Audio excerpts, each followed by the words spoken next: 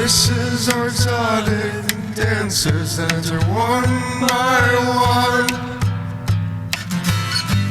Make love to all of your orifices in ear seduction.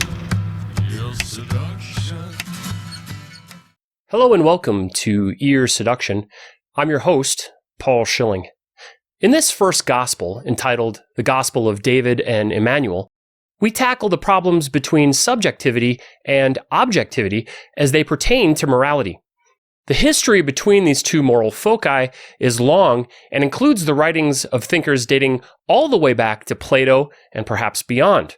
For our purposes, though, I'm going to be focusing on building a bridge between the two with the goal of demonstrating that in the case of morality, the hard distinction people make between the subjective and the objective is an illusion.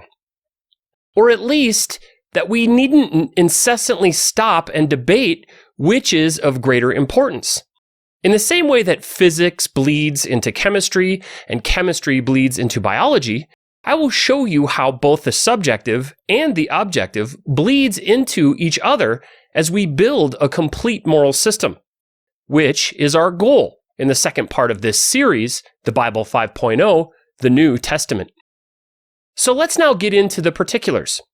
First, we need to set the stage. One can get into all manner of mind-bending, uncomfortable headspaces thinking about how the objective and the subjective interact and which is, in fact, more valuable, or which describes reality best. After all objective information or data is first filtered through our subjective minds.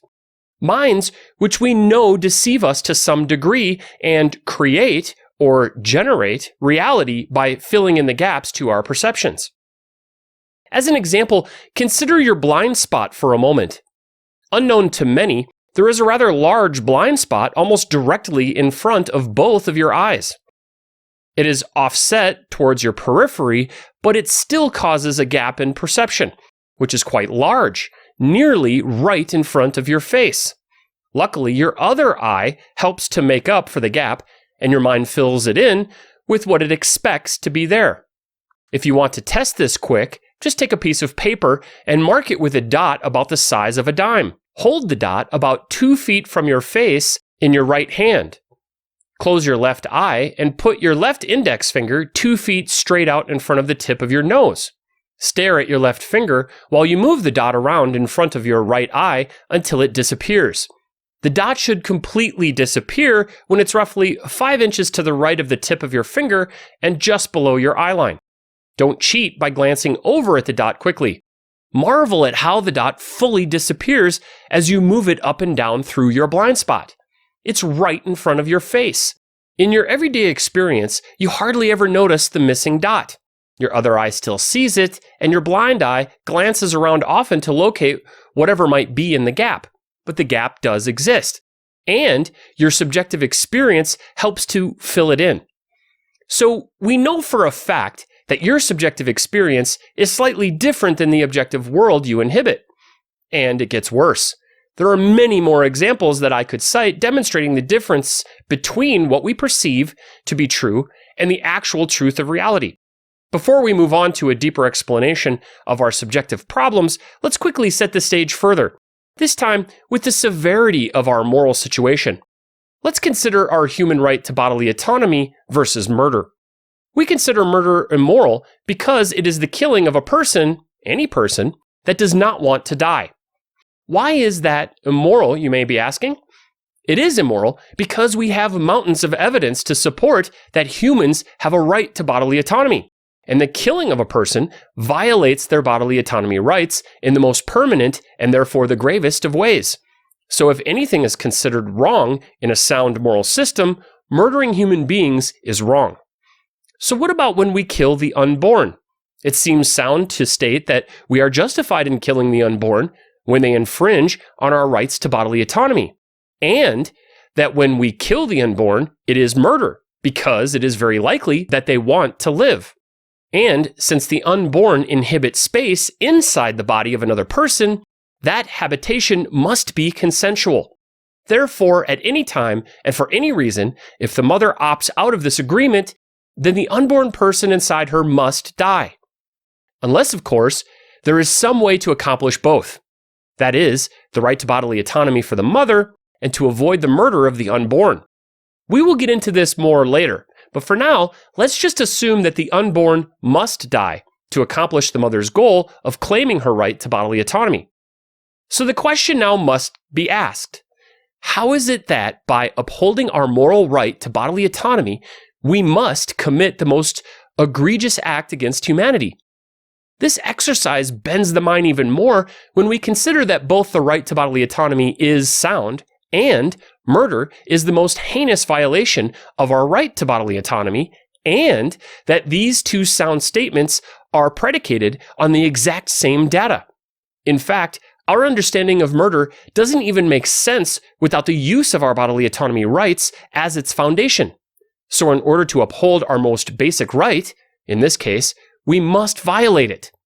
And in doing so, we murder the most precious, naive, innocent, and unknowing members of our genus, Homo, the unborn. Once this mind drain is unclogged, the water seems to circle endlessly. You'll find yourself supporting the right to bodily autonomy with sound evidence in one breath, and then immediately running into a dead end when you are forced to reconcile the murder of the unborn with the next breath. And ultimately, it cannot be fully reconciled. When the suffering and flourishing of humanity is your evidence for establishing the right to bodily autonomy, of which there is an inexhaustible amount, and then, to uphold that right, you must commit an act that causes suffering of the worst kind, you immediately feel like you cannot win. There is a moral stalemate. We'll resolve this stalemate in a future episode, but for now, let's dwell on this conundrum, for it provides us with the correct amount of discomfort and raises the stakes to where they belong. Morality is a life and death proposition of the highest stakes. This is no joke. So the problem is now understood. The stage is set. We now understand that we are in serious and troubled territory. Can we resolve the notion that morality is subjective? I think that we can, and that we must. The first step is to consider the claims of many that morality is wholly subjective. What that means and what moral outcomes we should expect if this claim is true. In an interview I had with Chris Shelton of the Sensibly Speaking podcast in Season 2 of Ear Seduction, Episode 22, the position of the subjective moral thinker was fleshed out. Sadly for my guest, it didn't go well.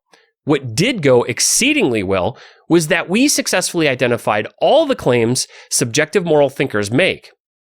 Subjective morality brings with it many other positions that must be addressed individually, but they all fall under the umbrella of subjectivity and lead us towards moral outcomes that are best avoided. We know they ought to be avoided because of the objective data that we've collected regarding these claims. The claims subjective moral thinkers make are that morality is wholly subjective, that morality is arbitrary, that might makes right, that values are subjective, and that harm is subjective. Again, all these aspects of subjective morality are identified in Season 2, Episode 22 of Ear Seduction. Before we provide the correct answers to these moral positions, let's detail them out a little so we fully understand them and the type of moral outcomes they generate. Let's first consider the claim that morality is subjective. Here is a quote from the episode referenced earlier where Chris gives us his definition of morality. Quote, "When we are dealing with the subjective assignment of value of good or bad to any act or thing, we are talking about morality." Unquote. He goes on to state that, quote, "The reasoning behind it is there, but it's not the basis of whether you are deciding on right or wrong or good or bad." Unquote. So he's now detailed out an account of subjective morality, that it can be decided upon by anyone or any group, and that its decrees have reasons. But those reasons are not the foundation of whether an act is right or wrong, or good or bad. In this episode, he covers a few examples in an attempt to demonstrate that his definition and understanding of morality are correct. Sadly, instead, he just opens the door to the depths of deprivation to which one can sink when they consider morality in this way. At one point, he states that, quote, slavery, it's had its ups and downs, unquote, and then goes on to argue that there could be some form of slavery that we ought to consider moral. Clearly, our moral system has gone off the rails if we're trying to justify slavery. If we try to decouple our morality from the objective and subjective moral facts that we've established in this series, we are very likely to be forced down this path of supporting immoral behavior, as Chris showed us. What Chris demonstrated is that subjective moral systems are incomplete. No one person or group of people can assign the value of good or bad onto any act or thing without first demonstrating that the good or bad have something to do with objective facts of human suffering or thriving. The example Chris used was simple. He gave us a scenario where a mother was deciding how much candy to give her young child. He cited the child's subjective desire to eat candy and the mother's arbitrary assignment of good or bad onto whatever number she decided upon. Set up in this way, Chris failed to grasp perhaps all of the actual moral issues at play. It's worth mentioning here that the amount of candy to give a baby is a fine example for our moral discussion, but it really doesn't capture the severity of how a subjective moral system fails to solve our moral problems. It's much more appropriate to consider something more drastic. Consider for a moment if we apply a subjective moral system, such as the one Chris describes earlier, to the human phenomena of serial murder. Let's now consider the acts of Ted Bundy. If this name is unknown to you, Ted Bundy brutally tortured and killed more than 19 women. In the subjective system described above, Ted Bundy himself has the right to utilize his subjective assessment of his actions to decide if they are good or bad. His reasoning is there, but his reasons are not the final assessment of whether his actions are moral or immoral. This leads us to society's assessment of Ted's actions. In his case, society agreed that what Ted did was immoral and decided to put him to death. But what if society had decided that it was perfectly fine what Ted did? According to the definition of morality provided earlier, they would be able to do so. Again, society could have assigned the value of good onto Ted's actions in the exact same way as Ted himself could have done. And did. Where does this leave us? How are we to assess any moral actions when we base our moral system on this subjective foundation? Don't worry, the answers are coming. Our next claim to consider is that morality is arbitrary. Here we find ourselves brought out of any moral framework entirely. To say that morality is arbitrary is to say that the person dictating the morality either to themselves or onto others, is not engaging in any moral process. They have just decided that an act is immoral. Full stop. Again, if we set this statement within the moral foundation described by Chris earlier, it's the subjective assignment of the value of good or bad onto an action or thing. That assignment of value, according to this subjective moral foundation, can be and often is completely arbitrary. To elaborate on the principle of arbitrary morality, Chris provides the following example. Each and every Halloween, children collect large amounts of candy, and their parents arbitrarily decide on how much candy each child may eat in one sitting. Chris states it like this on the show, quote, "Is it right to let a child have 6 pieces of candy in one sitting? Absolutely not. Why not? Because he can only have 5 pieces of candy," unquote. When I pushed back against this moral argument, Chris has a moment of clarity stating, quote, "I didn't say it was a high-quality argument, but it is an argument," unquote, which is an interesting admission. This arbitrary assignment of moral good or bad onto the number of candy a child can eat takes the moral arbiter completely out of any useful moral framework. With this expression of moral subjectivity, nothing of any moral significance is being weighed. Not the well-being of the child or the parent or anyone. As stated by Chris, the only justification given here is, quote, "because," unquote. Thinking of morality in this way, that it can be dictated on to others without any thought of either thriving or flourishing, transitions us nicely to the next claim subjective moral thinkers make. That might makes right. In the episode, Chris states this slightly differently as, quote, "it's made right," unquote. This was stated during an example Chris brought up to me to show how his moral position, that morality is subjective and completely arbitrary, could be correct in the context of an ancient civilization. He described a society where the entire culture was built upon warring with another culture. As part of the understanding struck between the two cultures, the practice of taking slaves was introduced. The slaves were the prisoners of war, and their slavery was proposed as an alternative to genocide. He then told me that everyone agreed to this in both cultures. Thus, it was made right. So if we are to take this as true, we are now to believe that a just and moral society can incorporate slavery into its social systems and that everyone agreed to this system. One can't help but ask the obvious question. Once the slaves were enslaved, did anyone ask them if they still agreed to this system? Or perhaps a better question, was there any evidence collected from the slaves, in the form of human data sets, to suggest that these slaves were suffering as a result of their slavery? Here we have a very clear case of one group of people imposing morality onto another group of people. It's this context that most modern moral thinkers, in this case Chris, attempt to justify immoral social contracts like slavery. Chris stated that slavery was made right by the citizens who agreed to it, and this included the slaves. So here again, we are to believe that in this case, and any case like it, slavery is a moral good. And in this example, it was made right by the people within the society who agreed to it. Never mind what the slaves thought after the fact.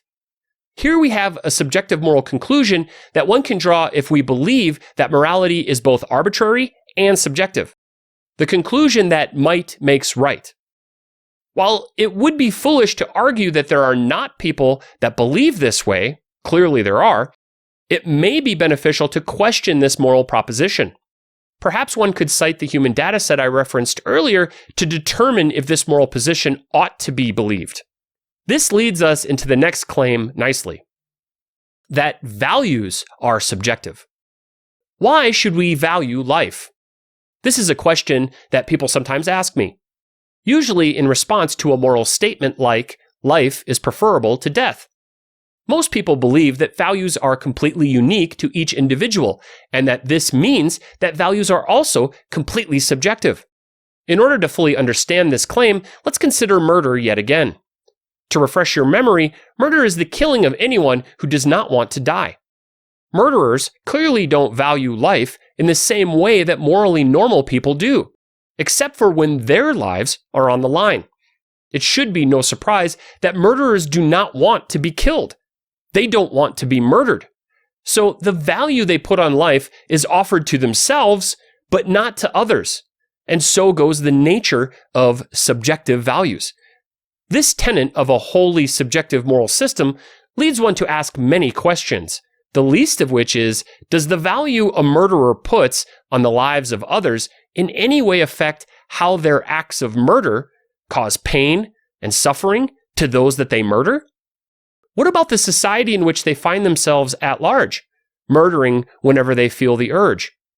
Does the murderer's value that they place on life in any way change the objective facts that their murders produce?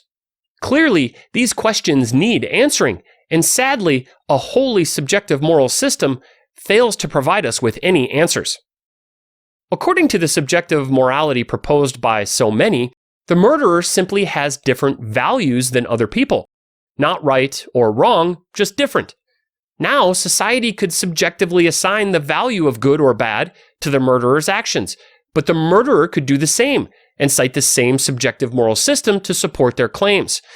This notion that values are subjective and that a wholly subjective moral system is the only moral system available to us doesn't provide us with any moral direction. Even more problematic, the subjective moral system where people assign value as they see fit doesn't have any evidence to demonstrate that the outcomes or the foundation itself is in fact moral. So we find ourselves lost, morally speaking, with only our subjective thoughts to guide us. We are left with two blind spots right in front of our faces and no evidence to help us understand where they are and to what exactly we are blind. This brings us to our final claim, that harm is subjective. If the subjective morality folks are correct, then there must be some clear distinctions to be made in this claim. According to them, harm or pain or suffering could be desired, meaning that there are some that would want to feel pain or experience harm. My guest brought up BDSM as an example. But how useful is this moral proclamation when we are deciding how to behave towards a group of people or humanity as a whole? While it is true that there are those that seek pain as a path to pleasure, as in the practitioners of BDSM, does this fact in any way change the pain experienced? Does it change the more general notion that those that experience pain are actually suffering? Do the very few that enjoy pain really change our moral prescriptions as they pertain to society, to humanity, or even to the individual? After all, those that enjoy pain generally only do so under very strict and controlled circumstances, while those that claim that harm is subjective point to practices like BDSM as an example that supports their claim. They fail to answer any of these other questions with their subjective moral framework. They believe that because there are some that enjoy pain under very specific circumstances, that this means that pain and therefore harm are subjective. They also believe that not only is harm up to the person being harmed, but that harm can be subjectively dictated by the person inflicting the harm. And for the reasons we discussed earlier. Ultimately, this account of subjective morality, that there are those that enjoy pain and thus redefine harm, leads one down the path of moral fatalism. The conclusion is drawn that because we cannot get 100% moral consensus of what causes harm, then we cannot make any moral pronouncements. Basically, we are left without any ability to navigate moral issues, questions, quandaries, and most of all, we cannot make any moral conclusions. Again, actions are made right, only this time by the person being harmed. There is quite a bit of nuance in this last statement that we will cover in the next episode, but for now, know that the person that believes that morality is wholly subjective just ends the conversation there, without considering any of this nuance. So this wraps up the positions of the subjective moralists. It's hard not to agree with some of what they say, and at the same time, feel intensely dissatisfied with their claims. There is, after all, no moral direction provided in their subjective moral system. In the next episode, we will offer the solution to these problems. One by one, we will dismantle these claims and demonstrate what the subjectivists got right and what they are missing that makes them so wrong. Please tune in and thank you. This has been Ear Seduction.